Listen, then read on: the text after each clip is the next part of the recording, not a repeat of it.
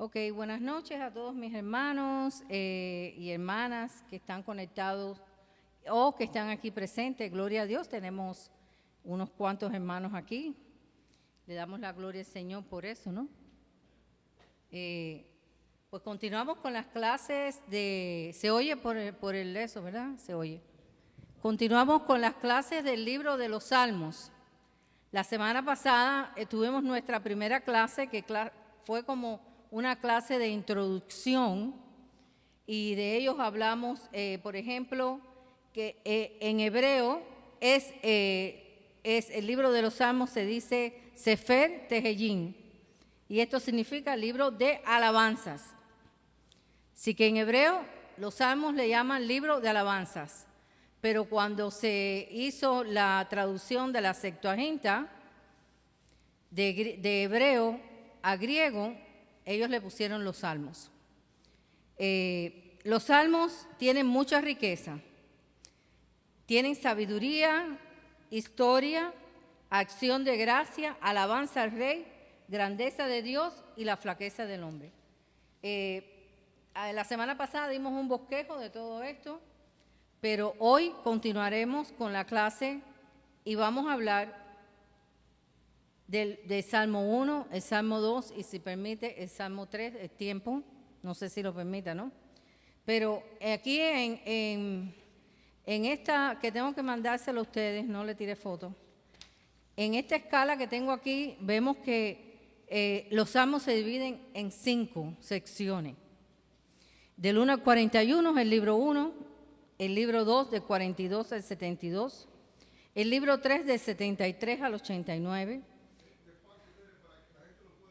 No, esto yo les doy una copia y a ellos les mando una foto. El Salmo 4 del 90 al 106 y el Salmo 5 del 107 al 50. Fueron escritos por 7 hombres, algunos anónimos. Tienen himnos de adoración, himnos de petición, himnos de alabanza. El primer libro de los Salmos, que es del 1 al 41, es Génesis, que es el hombre. Y el segundo libro de los Salmos, que es del 42 al 72, es Éxodo, redención. El libro 3,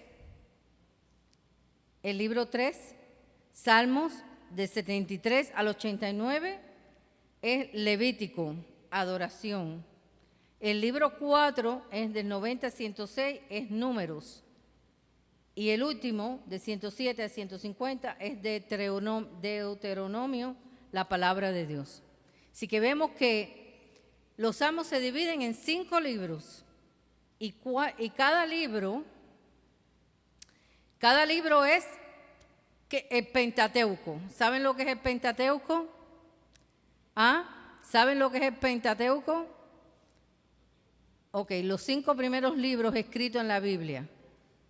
The 5 first books, Pentateuco. Y los salmos se dividen en 5 libros: Génesis, Éxodo, Levítico, Número y Deuteronomio.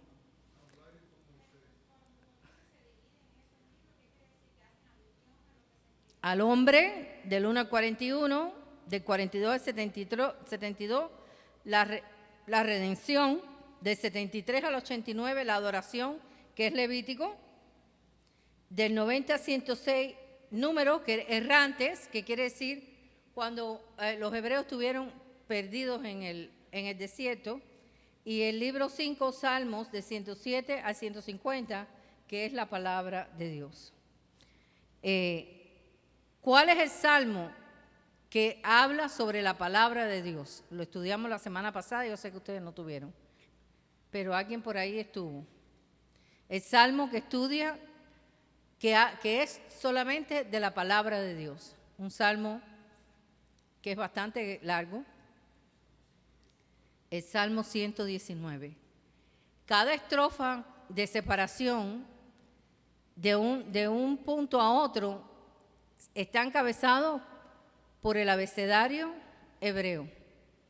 Aleph es la primera letra del abecedario. Y la última estrofa de 119 encabeza la palabra, la letra hebrea Tau. Así que Salmo 119 habla de la palabra de Dios. Estoy haciendo un resumen, ¿no?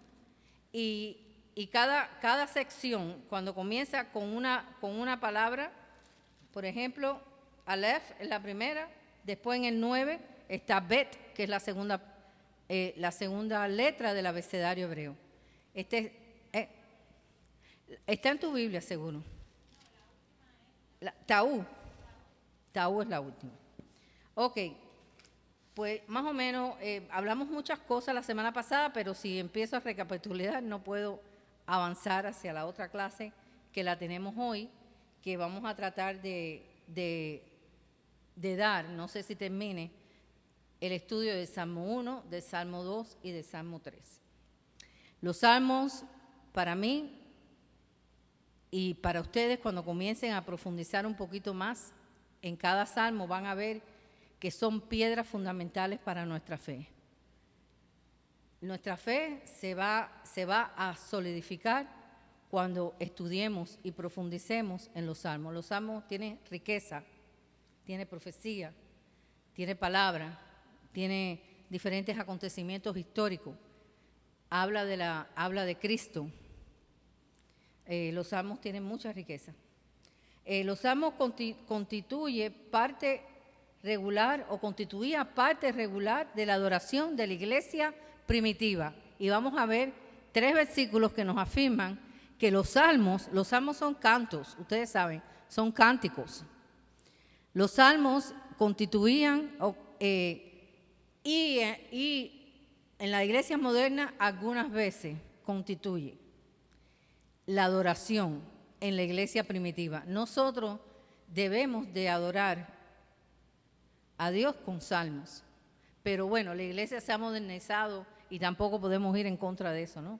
Pero no hay mejor manera de adorar a Dios que no es a través de los salmos, que para eso Dios lo puso. Y todos esos salmos que son, como nosotros le decimos, los cánticos, los coritos y todas esas cosas que repetimos tantas veces, se hace rema en nuestro corazón. Rema quiere decir se vivifican en nuestro corazón. Vamos a ver 3 versículos en el Nuevo Testamento que habla sobre que la iglesia primitiva adoraba con cánticos de los salmos. Vamos a leer 1 Corintios 14.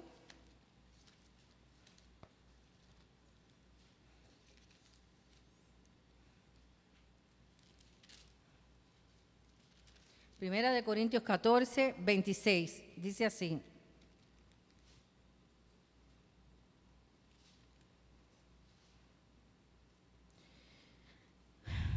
Dice, ¿qué hay, pues, hermanos? Este es Pablo, ¿no? Hablándole a los corintios.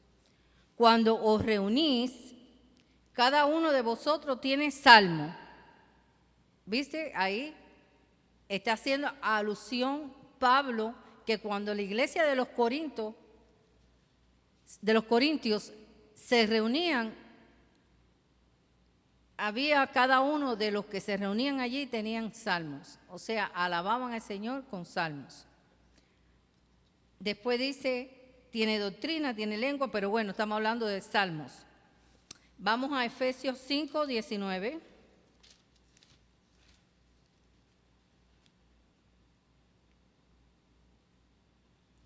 Vuelve otra vez Pablo a hacer mención que la iglesia primitiva, la que nosotros debemos de seguir, la que nosotros debemos de ser instruidos por, cantaban salmos. Dice, hablando entre vosotros con salmos, con himnos y cánticos espirituales, cantando y alabando al Señor en vuestros corazones. Ephesians 5:19.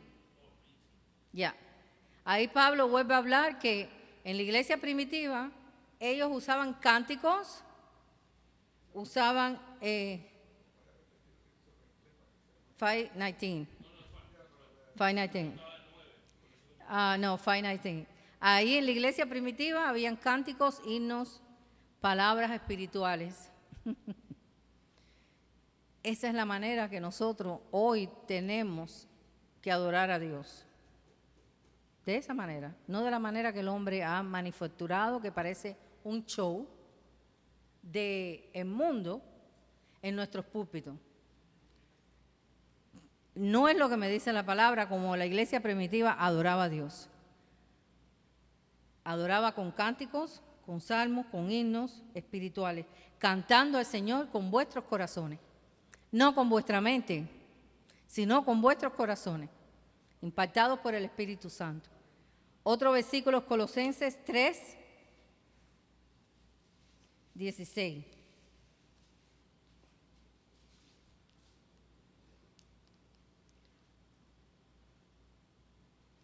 Dice, la palabra, aquí Pablo otra vez. La palabra de Cristo more en abundancia en vosotros, enseñándonos y exhortándonos unos a otros con toda sabiduría, cantando con gracia en vuestros corazones al Señor con salmos e himnos y cánticos espirituales. Wow. No se ve. No se ve. No se ve. Así es la manera que Dios quiere que nosotros estemos reunidos como hermanos alabando al Señor. Cánticos espirituales quiere decir con todo tu corazón, no con tu mente, sino verdaderamente en el Espíritu. A veces vemos que están las alabanzas y no hay ninguna sensibilidad a que Dios ama que nosotros cantemos y adoremos al Señor en el Espíritu. ¿Y qué quiere decir en el Espíritu? ¿Hablando lengua? No. Conectado con Él. Es triste, pero parece eso sucede mucho. La alabanza surge de un principio para que el corazón... Estamos hablando, recapitulando, estamos hablando que la iglesia primitiva cantaba y adoraba al Señor con salmos y cánticos espirituales. Estamos grabando. Tiene que poner Aleluya, gloria a Dios. ¿Aquí? ¿Aquí? Sí. Amén. Gloria a Dios. ¿Ya? Ya. No. Aleluya. Gloria a Dios. No, es que no quiero interrumpir la clase, pero sí quiero... pero esto es parte de la clase. Es muy importante entender que cuando usted viene a la iglesia, lo primero que usted tiene es que empezar a separar su corazón de todo lo que usted trae. Cuando usted entra ahí, usted no viene conectado con Dios. Usted viene conectado todavía con las cosas pendientes que usted ha dejado en su vida natural. Cuando comienza la alabanza y la adoración a Dios en la iglesia espiritual, estamos hablando de espiritual, no de los showmen que hay ahora. No, estamos hablando de una iglesia que alaba a Dios ¿con qué? Con el corazón. Espiritualmente. Con el corazón. Amén. Una iglesia, y esto se trata de poner el corazón conectado para recibir después la palabra que viene detrás.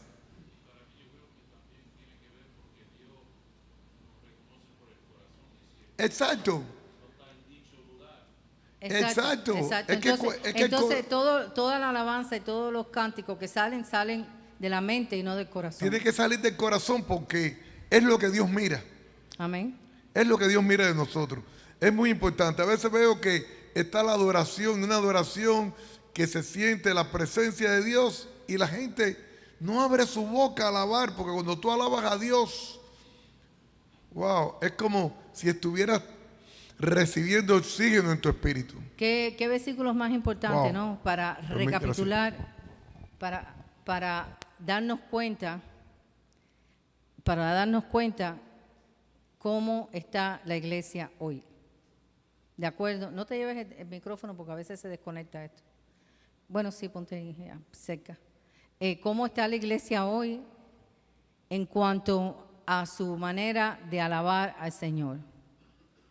Estamos lejos de lo que Dios quiere. Cuando yo estuve meditando sobre esto y estudiando hoy sobre esto, me impactó porque verdaderamente La iglesia de hoy alaba con cánticos y himnos espirituales. Hay que respirar profundo. Sí, seguimos. Hoy comenzamos estudio de Salmos del 1 al 6. Y vamos a ver, hoy no creo que llegue ni al 3, porque hay cosas bien profundas que no quiero saltar tan rápido, porque el Salmo 1 y 2 son muy importantes. Muy importante, nosotros entendamos que Dios habla ahí. Estudio del 1 al 6. Del 1 al 3 habla de caminando con Dios, del 1 al 3. Yo después le doy los panfleticos, ¿no? Si quieren coger nota, pueden coger nota, pero Salmo de 4 a 6, hablando con Dios. Así que del 1 al 3, caminando con Dios. Y de 4 al 6, hablando con Dios. Hay una diferencia, ¿no? Del 1 al 3, caminando con Dios. De 4 al 6, hablando con Dios. Salmo 1 es la palabra de vida. Salmo 1, la palabra de vida. Salmo 2, las reglas de Dios y la rebelión del hombre. I will give you the paper. Don't worry about it. Pero you want to make a note, you can make your own notes. Yeah, 1 to 3 is walking with God, and 4 to 6 is talking with God. That's the difference, okay? Salmo 1, la palabra de vida.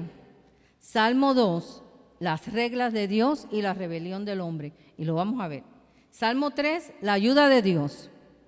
Vamos a ver qué pasa ahí en el Salmo 3 con David.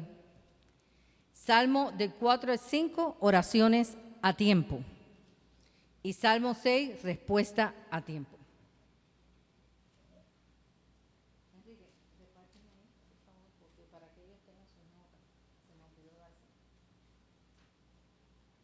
Así que Salmo 1, palabra de vida. Salmo 2, la regla de Dios y la rebelión del hombre. Habla de eso. Lo que Dios ha establecido y cómo lo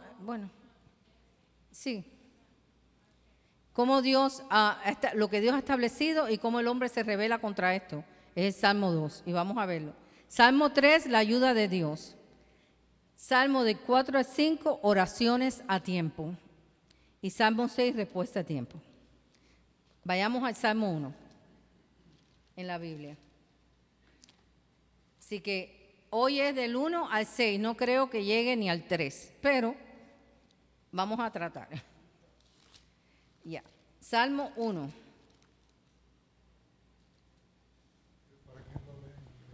No, that's fine. Dice, Salmo 1, ¿está bien, Enrique? Salmo 1. El tema de este salmo puede resumirse de esta manera. Hay dos hombres, hay dos caminos, hay dos destinos. Este salmo abre la sección que corresponde con el Génesis. Fíjate qué interesante. Los libros de los salmos 1, 2, 3, 4 y 5 es el Pentateuco, los primeros 5 libros de la Biblia que escribió Moisés. El Salmo 1 hace una correspondencia con Génesis y vamos a ver por qué. Porque es la palabra de vida. Comienza con el hombre en vez de hacerlo con el universo material. Comienza con el hombre. Nos habla del hombre bendito, del hombre feliz. Este hombre bendecido es contrastado con el impío. Y vamos a leer el Salmo 1, versículo. Ahora les digo, vamos a leerlo. Dice, bienaventurado el varón. Entonces, acuérdense que vamos a hablar de dos hombres, de dos caminos y de dos destinos. El bienaventurado y el malvado. Así que Génesis está conectado con la creación y el hombre está en esta creación. Y así es el Salmo 1, está conectado con Génesis, con el hombre. Dice, bienaventurado el varón que no anduvo en consejo de malos, ni estuvo en camino de pecadores, ni en silla de escarnecedores se ha sentado, sino que en la ley de Jehová está su delicia, y en su ley medita de día y de noche. Será como árbol plantado junto a corrientes de agua que da fruto en su tiempo y su hoja no cae, y todo lo que hace prosperará. No así los malos, ahí viene el contraste, el hombre bienaventurado, el hombre malo, el hombre obediente a Dios y el hombre desobediente a Dios, el hombre con un destino hacia Dios y el hombre con un destino hacia la perdición. Dice, no así los malos que son como el tamo que arrebata el viento. No por tanto, no se levantarán los malos en el juicio, ni los pecadores en la congregación de los justos, porque Jehová conoce el camino de los justos, mas la senda de los malos perecerá. Wow. ¿Cómo es que Dios compara? ¿Cómo es que Dios compara al hombre malo, al hombre bueno, bienaventurado, con el hombre malo, el que obedece y el que desobedece? Ok, vayamos punto por punto. El tema de este salmo puede resumirse de esta manera: 2 hombres, 2 caminos, 2 destinos. Nos habla del hombre bendito, del hombre feliz y del hombre que es contrastado, comparado con el impío. Cuando dice en el 1, bienaventurado el varón que no anduvo en consejo de malos, ni estuvo en caminos de pecadores, ni en silla de escarnecedores se ha sentado. Este versículo declara la práctica del hombre bienaventurado o del hombre dichoso. Un poco más adelante este salmo veremos el poder del hombre bienaventurado y finalmente su permanencia, porque es árbol plantado, como dice más adelante. En este primer versículo vemos el lado negativo de la práctica del hombre feliz, o sea, del hombre bienaventurado. ¿Por qué? Porque dice que no anda, que no sigue, que no detiene. Es la parte negativa, o sea, la negación, no. El hombre bienaventurado no anda. El hombre bienaventurado no sigue consejos de malvado. El hombre bienaventurado no se detiene en la senda o en el camino de los pecadores. Y no se sienta con los burladores para cultivar su amistad. Ese es el hombre bienaventurado. Eso es lo que con eso comienza el salmo. Así es como el hombre de Dios debe vivir. Debe vivir no siguiendo los consejos de los malvados, no deteniéndose en la senda del camino de los pecadores y no burlándose y no burladores para cultivar su amistad. La persona que hace estas 3 cosas no es una persona feliz. Pasa por estas 3 etapas. Primero, o sea, la persona la que está en contraste con esta persona bienaventurada. La otra persona no hace ninguna de estas 3 cosas. O sea, no deja no se sienta en silla de escarnecedores, no oye los consejos de los buenos, ni deja de andar en el camino de los pecadores. Es opositivo. ¿Cómo se dice? Opposite.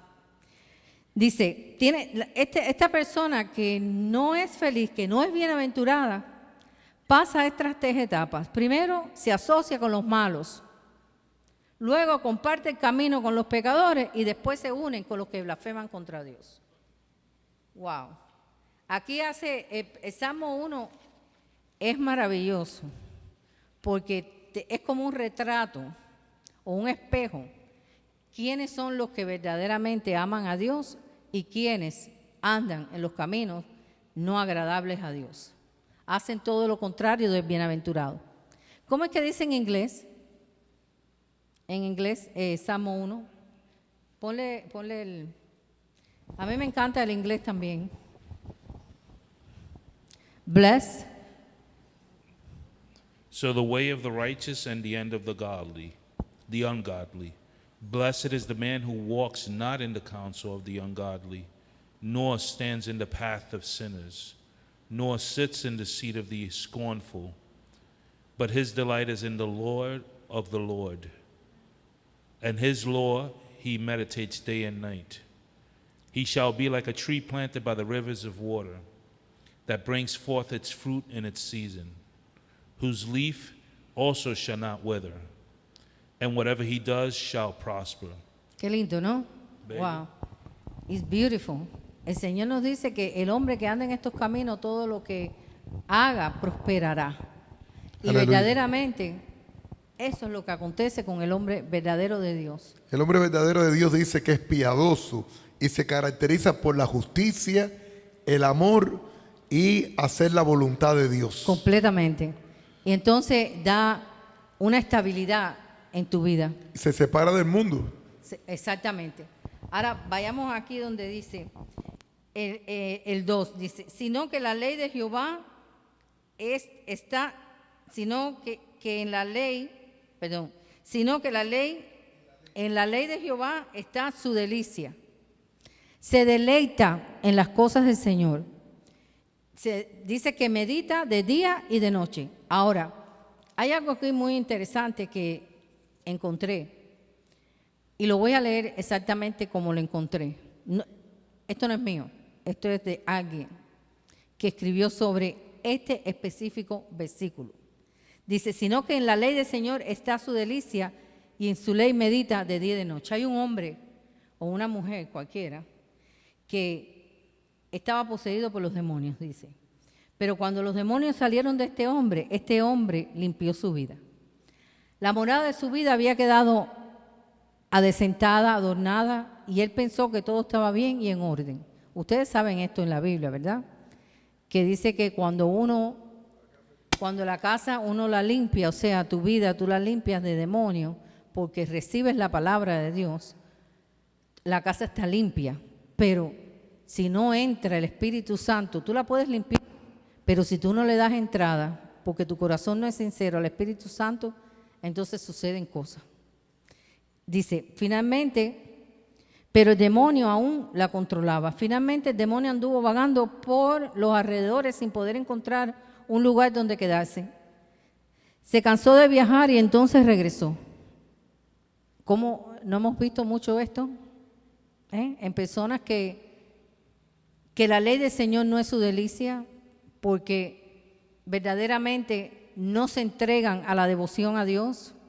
Y entonces, ¿qué pasa? El demonio sale, pero comienza a caminar y pasa un día por ahí y ve tu casa que todavía el Espíritu Santo no es tu dueño, está vacía. ¿Qué pasa? Dice que vienen 7 peores. ¿Por qué? Porque en esta persona, donde el demonio salió, porque llegó la palabra y creyó, pero no le dio verdaderamente, no hizo que el Señor fuera su delicia y que en la ley de Él meditara de día y de noche. ¿Qué pasa con esta persona? Mira lo que dice esto. Dice, y entonces regresó trayendo a sus amigos con él otros 7 espíritus peores que el primero.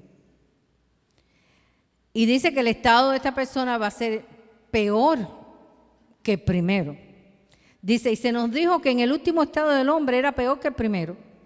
Hay muchas personas que en la actualidad que piensan que si ellas simplemente limpian un poco sus vidas, eso es todo lo que necesitan hacer. Y eso no es verdad. La ley de Dios tiene que ser tu delicia, como dice el número 2, y meditar en esta ley de día y de noche. No solamente limpiar cosas, que tú sabes que a Dios no le agrada. No. El Señor tiene que ser tu dueño. Tú tienes que meditar en las cosas del Señor de día y de noche. Dice, hay muchas personas que en la actualidad que piensan que si ellas simplemente limpian un poco sus vidas, esto es todo lo que necesitan hacer. Pero observemos que hablando de este hombre dichoso o bienaventurado, aquí se dice que se deleita en la ley del Señor. Vemos estas personas que no se deleitan en la ley del Señor. Estas personas oyen del Señor, pero verdaderamente no le dan entrada, limpian su vida porque llega la palabra, y cuando llega la palabra el que está ahí tiene que huir. ¿verdad? El que está ahí dominando tu vida tiene que huir, pero no permite que la ley del Señor sea su delicia de día y de noche. Entonces vienen 7 peores y regresan a esta persona.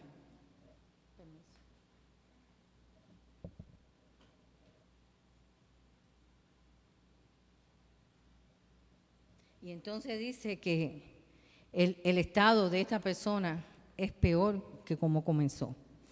Pero observamos que hablando de este hombre bienaventurado, aquí se dice que se deleita en la ley del Señor. En otras palabras, que encuentra placer y alegría en la meditación de la palabra de Dios. Si tú no sientes alegría y gozo en meditar en la palabra de Dios, estás abriendo un gran camino para que aquello que salió regrese con 7 peores. Y lo hemos visto, hermanos, ¿no lo hemos visto? ¿No hemos visto que el estado de esa persona es peor que al principio? Lo hemos visto porque no verdaderamente no se... Esto es un versículo clave para que las personas, para nosotros poderle hablar a las personas de que cuando conocen a Cristo no deben de jugar con Cristo. El micrófono.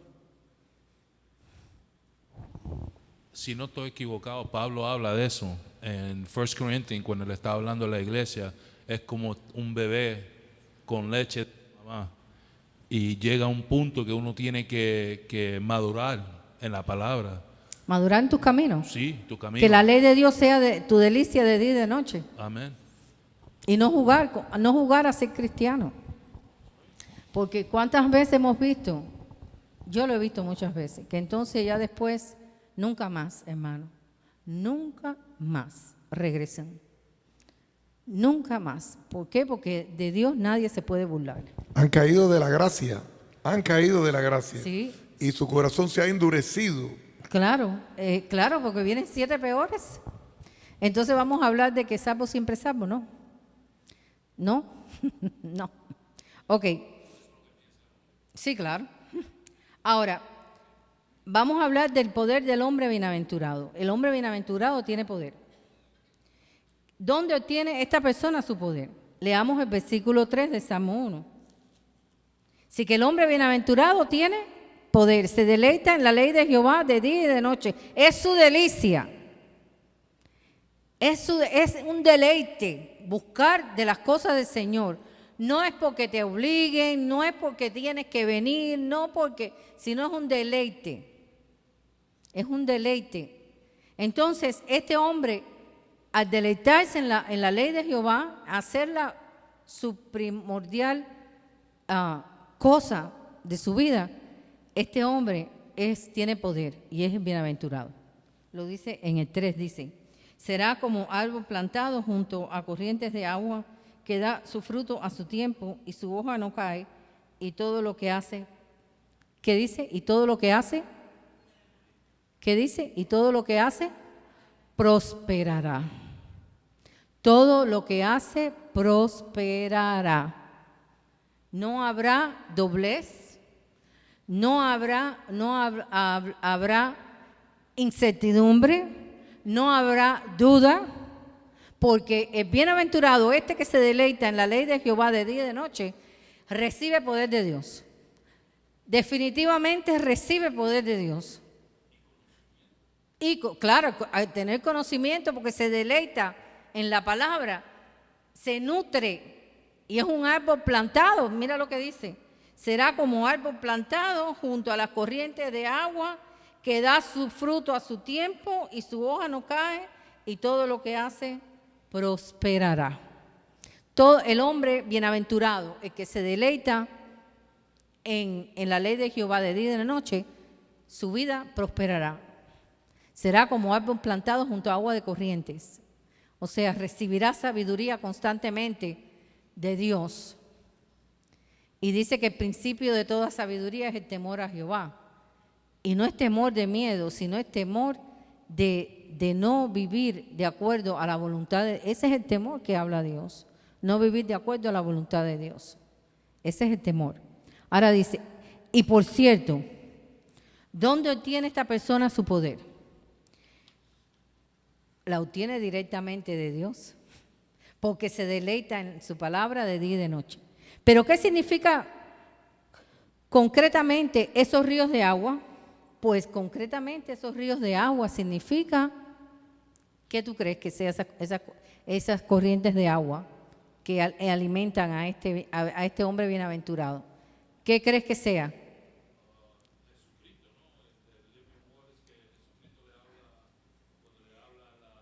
Que salta para vida eterna, a la samaritana. Es su palabra, es su espíritu, es su palabra, es su espíritu. Eso es lo que es. Dice,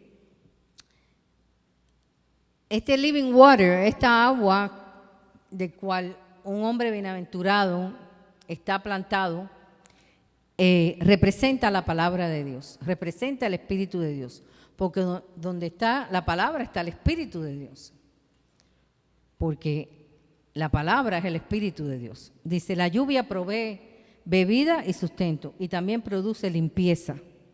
A medida que uno vaya recibiendo esta palabra de Dios, el hombre comienza a limpiarse. ¿Por qué? Porque este hombre de este salmo, este bienaventurado, se deleita en la ley de Jehová de día y de noche. Dice de día y de noche, a toda hora. Esa es su delicia. Es su delicia. Para usted a lo mejor la delicia de usted es un flan o un cake. Pero para el bienaventurado, la delicia es la palabra de Dios. Se deleita en recibir esta palabra. No hay argumento que se levante en contra de conocer la palabra. No hay interferencia, porque es su deleite. Entonces este hombre recibe poder de Dios. La lluvia provee bebida y sustento, alimento, y también produce limpieza. Y usted puede ver el lavado de agua por medio de la palabra expresado por el salmista en el Salmo 104, versículo 16, que dice así, vayamos allá. Dale el panfletico a Yandy. Enrique. Toma.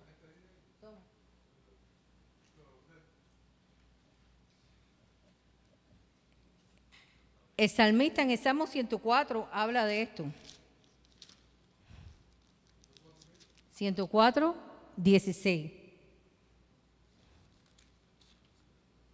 Dice, se llenan de savia los árboles de Jehová. Wow.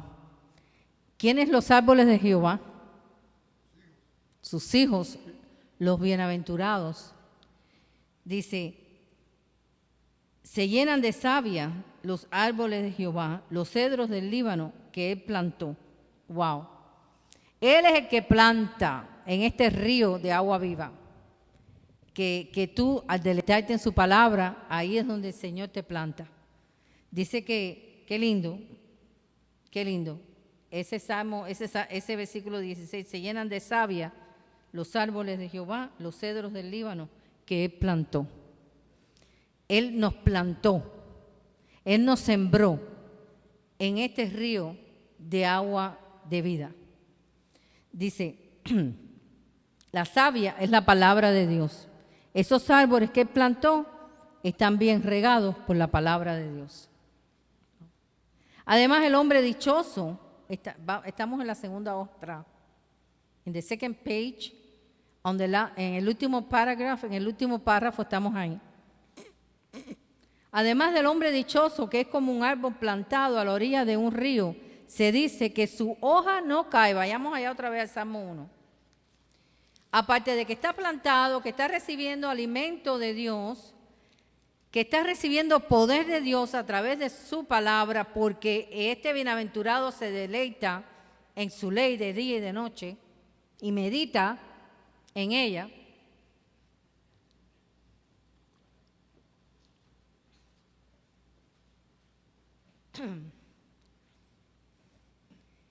Recibe la savia de la palabra de Dios. Ustedes saben lo que es savia, ¿verdad? Es lo que alimenta, es como lo que corre por adentro del tronco del árbol que le da vida. Pues nosotros, lo que corre de nosotros como árbol plantado, como dice Salmo 104, 16, es la palabra de Dios. Esa es la que nos planta en esta tierra para no ser removido. Estos árboles que él plantó están bien regados por la palabra de Dios. Además, del hombre dichoso, que es un árbol plantado a la orilla de un río, se dice que su hoja no cae y todo lo que hace prosperará. ¿Qué quiere decir Dios con esto en el Salmo? Dios ha prometido bendiciones materiales a su pueblo en el Antiguo Testamento, pero a nosotros no. Las bendiciones de nosotros son espirituales.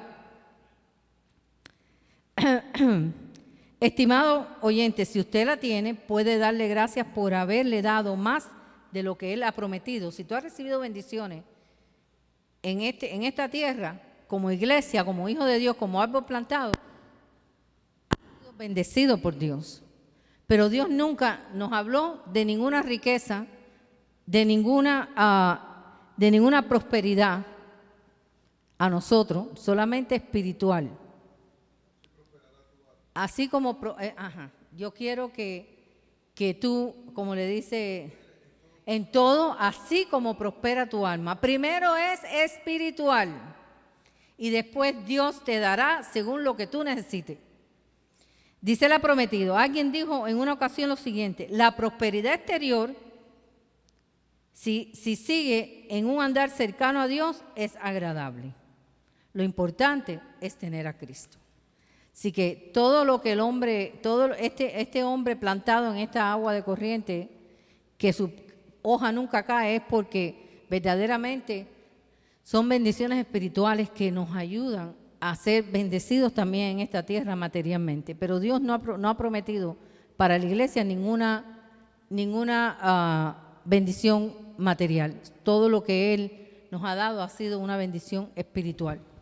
Pero esa bendición que Él nos da es para que nosotros podamos servir a los demás. Claro. La bendición de Dios que recibimos de Dios es para glorificarlo a Él en todos nuestros caminos, y nuestros caminos es para bendecir a los demás. Amén.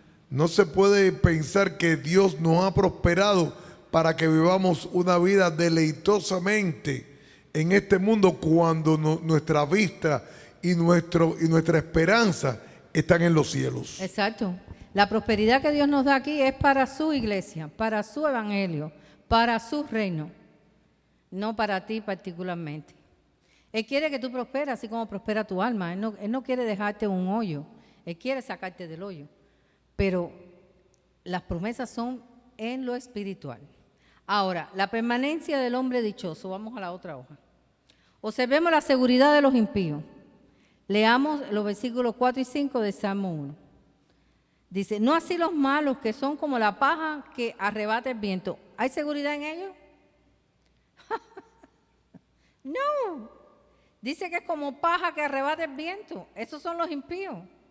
Por tanto, no se levantarán los malos en el juicio, ni los pecadores en la congregación de los justos. Aquí hay una promesa.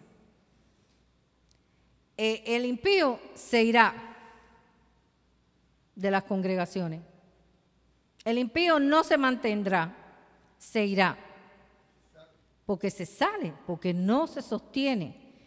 Y cuando dice, por tanto, no se levantarán los malos en el juicio, ¿de cuál juicio está hablando aquí?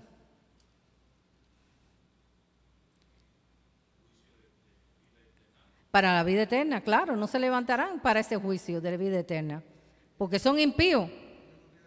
Nada que ver con el juicio para nosotros en el tribunal de Cristo.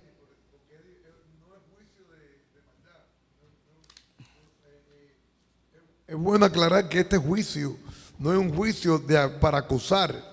Esto es un juicio para mirar qué traemos los hijos de Dios. Claro, en el tribunal de Cristo, simplemente para recibir la recompensa por lo que tú has hecho. En lo que tú has hecho aquí en la tierra, después de ser un árbol plantado, que recibe savia, alimento espiritual. ¿Qué hiciste con eso? ¿Qué hiciste con los frutos que no es para salvación, sino es para recompensa o pérdida.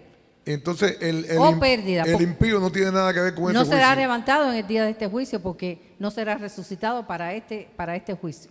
Ok, Ahora dice, porque el Señor conoce el camino de los justos, mas la senda de los malos perecerá.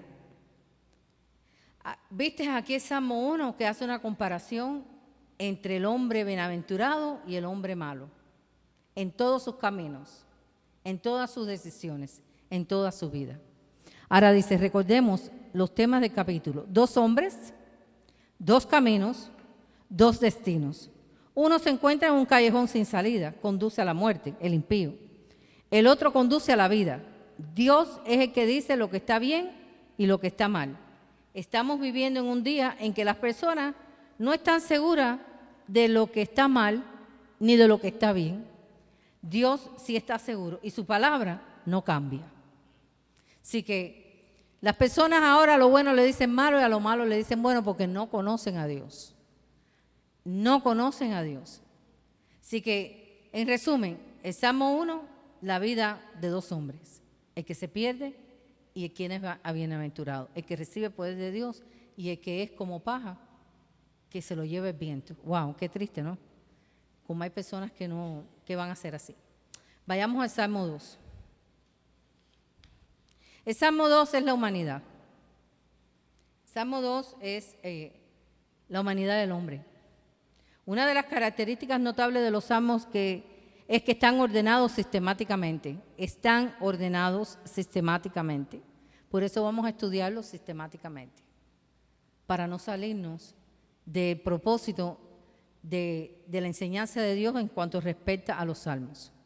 En el primer salmo tenemos en realidad el hombre perfecto, el hombre feliz, el bienaventurado. Y creemos que representa al Señor Jesucristo como el último Adán.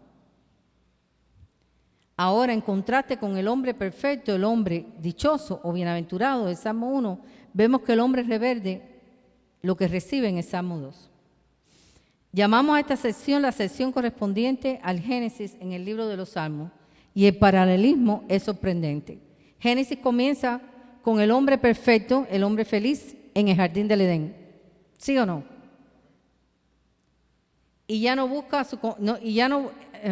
Pero él se convirtió en el hombre rebelde que se apartó de Dios. En el Salmo 2 vamos a ver el hombre rebelde que se aparta de Dios. En el Salmo 1 vemos al hombre que es feliz y bienaventurado en el jardín del Edén en Génesis. Y después el hombre se aparta. ¿Y qué recibe? ¿Qué recibe? Muerte. Y ya no buscaba su compañía. Y no tenía una capacidad para relacionarse con él. Aquí en el Salmo 2 encontramos a los descendientes de Adán, es decir, a la humanidad. Ahora vamos a ver el Salmo 2. Comenzamos a leerlo. Dice, ¿por qué se amotinan las gentes y los pueblos piensan cosas vanas? Aquí está hablando de la humanidad. Se levantarán los reyes de la tierra y príncipes conspiran contra el Señor y contra su ungido diciendo.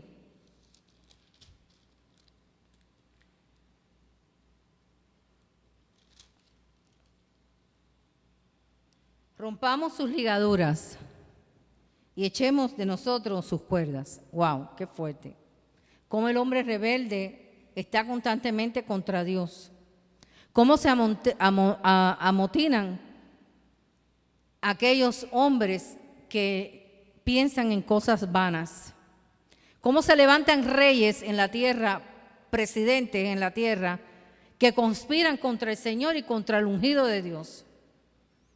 Aquí está hablando el Salmo 2 de la humanidad, del hombre caído, del hombre separado de Dios, del hombre que ya entra en una rebeldía con Dios. Aquí vemos un grupo variado que incluye a los gobernantes y a los líderes religiosos. No solo vemos a las multitudes implicadas en este movimiento de protesta, sino también a la clase de dirigentes que se ha unido a la rebelión. Así que se amontonan los pueblos con esta gente, con estos presidentes, con estos reyes de la tierra, en contra del ungido de Dios. Porque no hacen nada que tenga que ver con Dios. Y dice que se amotinan, o sea que hacen multitudes contra Dios. Líderes religiosos, gobernantes, príncipes de la tierra. Así que los que detestan el poder político y religioso no, los que detentan el poder político y religioso se han unido a esta empresa contra Dios. Ahora, ¿cómo se manifiesta esta oposición? ¿Cómo se expresa? Pues exactamente como el Señor dijo que ocurriría. Leamos Salmo 2, versículo 3. Rompamos sus ligaduras y echemos de nosotros sus cuerdas. Aquí está el hombre diciendo, no quiero saber nada de lo que Dios quiere. Yo no quiero hacer ningún agreement con Dios. Vamos a romper sus ligaduras de nuestras vidas, vamos a hacer lo que nosotros querramos y echemos de nosotros esas cuerdas que nos atan. ¿Qué dice? Creo que es Cantar de Cantares, las cuerdas de amor que Dios tiene sobre los hijos. Ellos no quieren esto. Estos hombres malvados, esta humanidad caída, no quiere ningún tipo de ligadura ni nada que ate su vida a Dios. Hay rebeldía en su corazón. Ahora, vamos a hablar de una atadura muy importante que ha colocado Dios a la humanidad. Piensen en algo, sin leer el panfleto.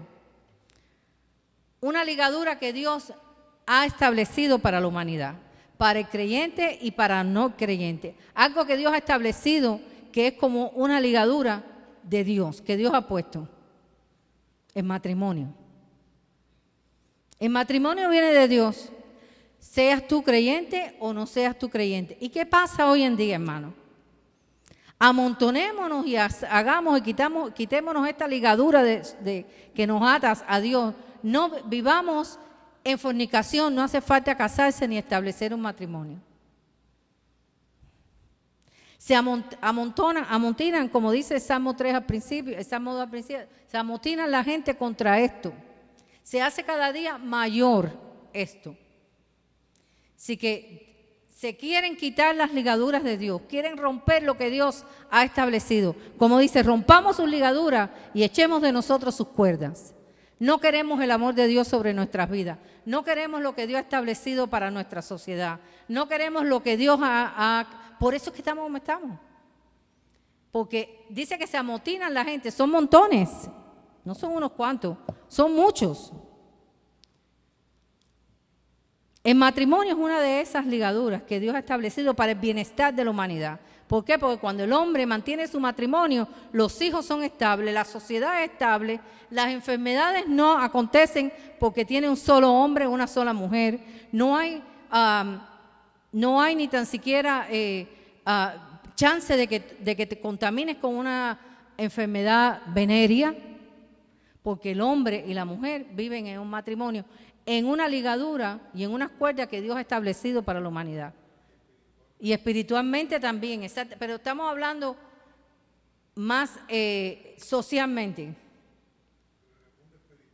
También es peor todavía.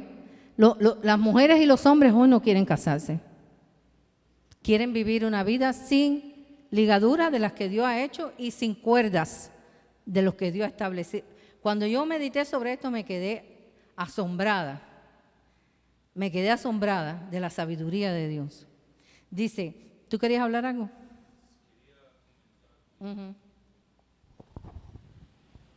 Lo que entra en mi corazón es que sí, comienza con el matrimonio y muchas de las veces los padres son culpables del camino que cogen los niños porque no ponemos reglas. Exacto. Dejamos que ellos tomen sus decisiones cuando llega a cierta edad.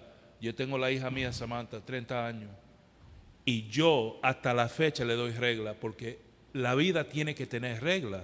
Sin reglas hay caótico, hay chaos. Hay caos. Sí, por eso, porque rompen las ligaduras que Dios ha establecido. Y una de las mayores ligaduras que Dios ha establecido y las cuerdas que Dios ha establecido es el matrimonio. Matrimonio sostiene la sociedad, sostiene la familia. Salen hijos establecidos, formados por padre, por madre, pero la gente no quiere eso. Quieren tener hijos con cualquiera, sin tener ningún tipo de responsabilidad. Así se amontonan la gente, como dice el Salmo. No, es un desastre. Dice, Dios lo ha establecido el matrimonio, bienestar de la humanidad más allá de lo que implique a personas cristianas o no. Pero en la actualidad las personas solo quieren librarse de esta ligadura, sino que lo están haciendo. No solamente que quieren, sino que ¿cuántas parejas, aún visitando la iglesia, no han entendido que el matrimonio es una ligadura que Dios ha puesto para la sociedad? Establecida por Dios, unas cuerdas de amor que Dios ha puesto. Dice, así resulta inquietante ver la situación que se encuentra nuestro mundo. En el ambiente político vemos confusión y corrupción. En la esfera espiritual vemos transigencia e indiferencia. Y surge la pregunta, ¿cómo se siente Dios el Padre ante esta situación? Y aquí está en el Salmo 2, que dice, el que mora en los cielos se reirá, el Señor se burlará de ellos. Y no es que se burle ni se ríe, sino es que sabe que el tiempo de los impíos está contado, que no tienen chance porque no han regresado su vista a Dios. Esta risa de Dios no es una risa de humor. La situación no tiene nada de divertido. Entonces, ¿qué clase de risa es cuando dice el que mora en los cielos se reirá, el Señor se burlará de ellos? Bien, miremoslo desde este punto de vista de Dios.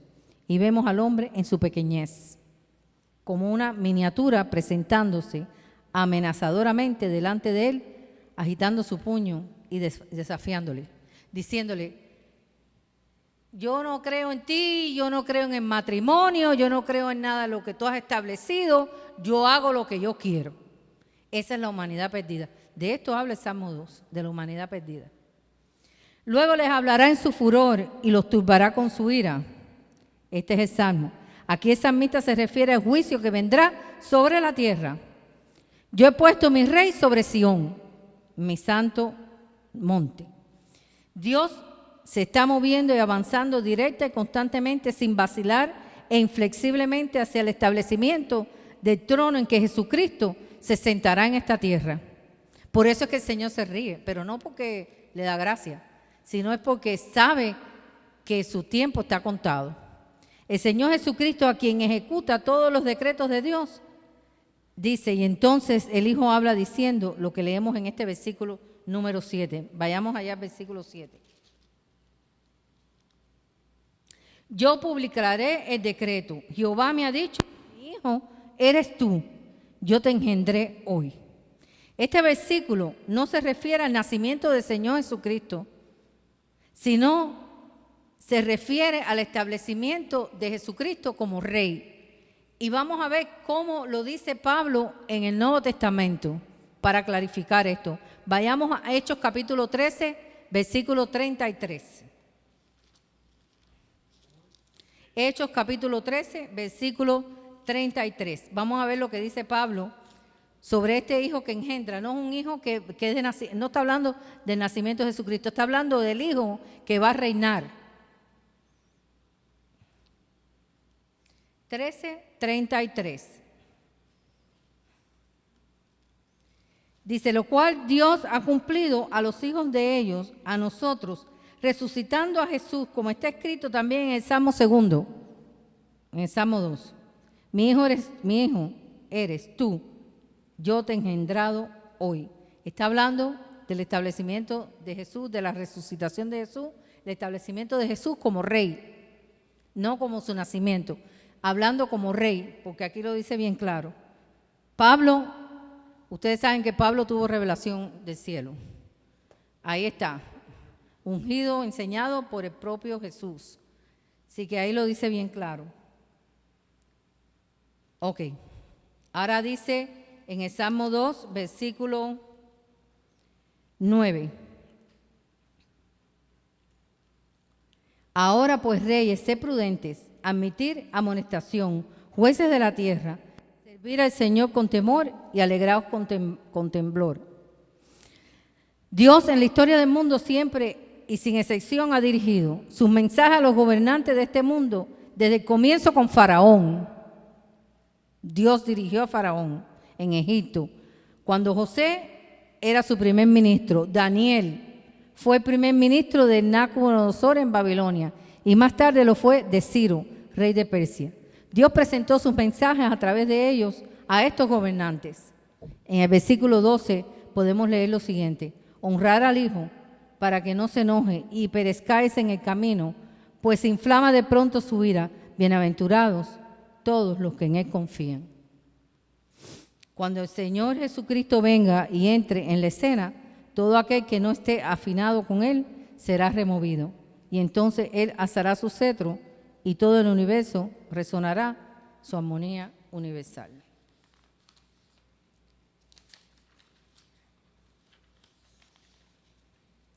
Y con esto hemos terminado la clase de hoy.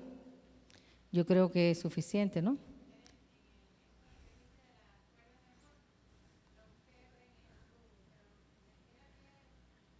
Espérate, coge el micrófono. Sí, porque, yo sé que está en Eclesiastés, ¿verdad? Enciéndelo. En Oseas, Oseas. Sí, 11, mira, el 4 dice, el 4, con cuerdas humanas, eso era hablando Dios de la rebelión del pueblo.